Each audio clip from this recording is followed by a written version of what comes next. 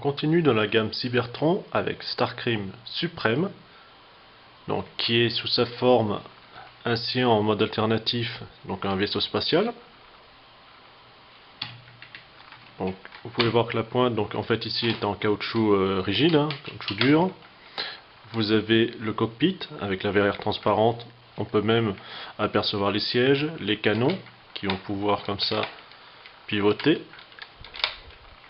On remarque tout de suite le gros défaut, c'est cette tête apparente, malheureusement. On retrouve ici voilà, des réacteurs.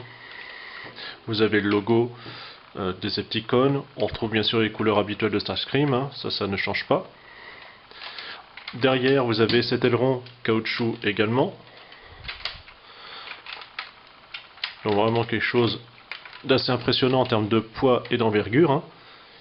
Encore une chance qu'il soit tout en plastique, parce qu'il fait quand même son poids pépère. En dessous, on a les roues, qui permettent comme ça de pouvoir le déplacer. Des réacteurs. Ici, les logements des cyberclés. Donc ça n'actionne rien, pas de gimmick, c'est seulement un emplacement. Alors, normalement, quand vous pressez ici, c'est un bouton, alors que l'autre c'est fixe. Vous avez un son tout simplement qui est émis. Moi je l'ai enlevé comme d'habitude, c'est pour pas avoir le problème de piles qui coulent une fois qu'elles sont un peu anciennes.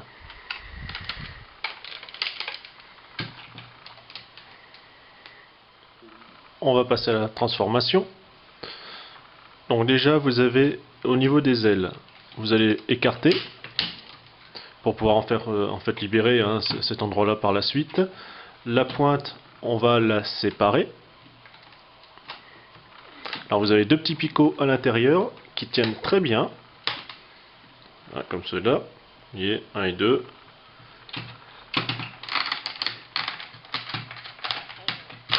Hop, ça va faire les jambes.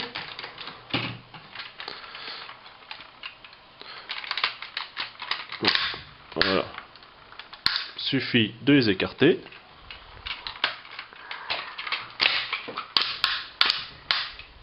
Comme cela. Vous les mettez dans l'alignement. Alors toujours des articulations rigides qui fonctionnent par cran. La pointe du vaisseau, vous la repliez.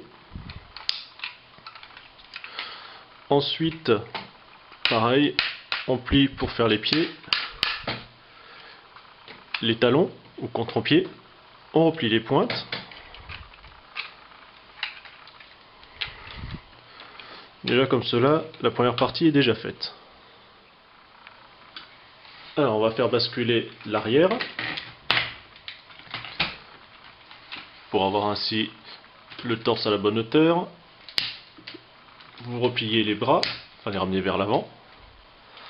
En dessous, vous avez le reste des bras, donc en fait qui a été tenu par un picot également. Alors, petite chose à faire extrêmement attention, ici vous avez un picot, enfin un gros picot, et à l'intérieur deux petites cales qui en fait, quand vous allez le placer, va le clipser. Alors on va faire super attention, puisque ça casse, donc c'est le petit problème que j'ai eu. Donc sur le bras gauche, alors il suffit de démonter, vous pouvez recoller la pièce, et la petite astuce en fait, c'est pour pas être embêté. Ici vous avez deux vis pour le bras tout simplement, vous allez juste un petit peu les desserrer, et ainsi ça va permettre que ça ne serre pas trop, et que ça clipse juste le bras, juste ce qu'il faut.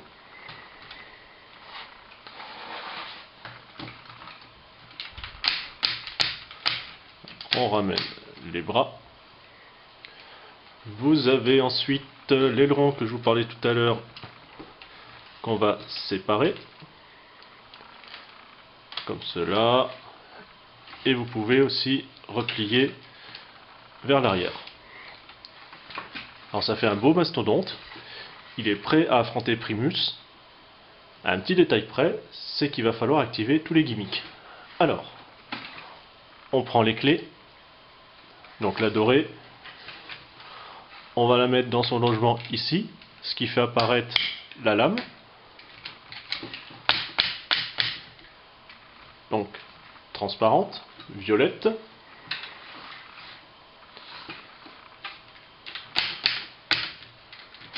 Bon, vous voyez, niveau épaule, ça reste rotation standard. Le coude, vous allez pouvoir le plier. Alors, en faisant attention de ne pas le déboîter, puisque comme je vous l'ai dit, j'ai un peu dévissé pour pas que ça force. Donc il a tendance à un petit peu bouger. Les ailes, vous pouvez les replier. Mais personnellement, bon, je les laisse comme ça écartés, ça lui donne un peu plus d'envergure. On prend l'autre, pour l'autre bras. Et cette fois-ci, c'est un canon qui sort. En essayant de ne pas perdre le bras encore une fois. Voilà. Alors, vous avez ici le déclencheur. Donc, vous avez juste à le pousser. Donc ici, vous avez, si on peut dire, des barres tout simplement d'énergie qui vont s'écarter, ce qui vont en fait faire partir le missile. Je vous le refais. Voilà. Un petit peu mou, mais bon. Donc vous en avez 3. Hein. Si j'arrive à choper le cran, voilà, vous voyez, ça s'écarte comme cela. Alors on va lui mettre sa couronne, puisque c'est Starscream Suprême qui est ici. On pouvait aussi la mettre lorsqu'il était en vaisseau. Et comme ça, c'est le roi Starscream.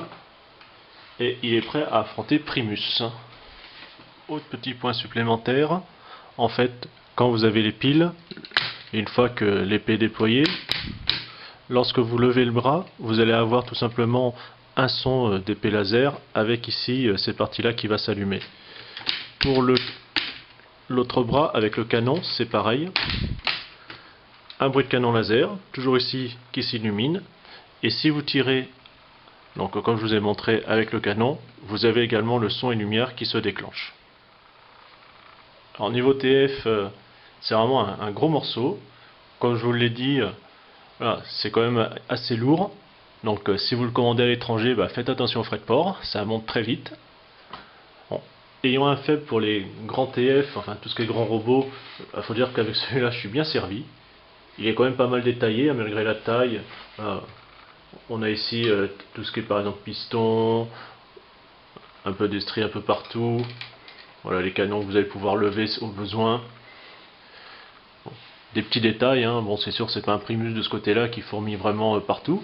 Mais c'est quand même pas mal pour cette classe-là. Vraiment imposant. La tête, vous allez pouvoir comme ça la tourner également. Les jambes, comme vous avez pu voir, ça bouge quand même pas mal. Les genoux aussi. Non, vraiment ça fait un sacré morceau. Un beau TF à avoir, mais il faut aussi avoir la place de le caser. Voilà, donc je vous laisse avec lui, et puis on se retrouve à une prochaine. Salut!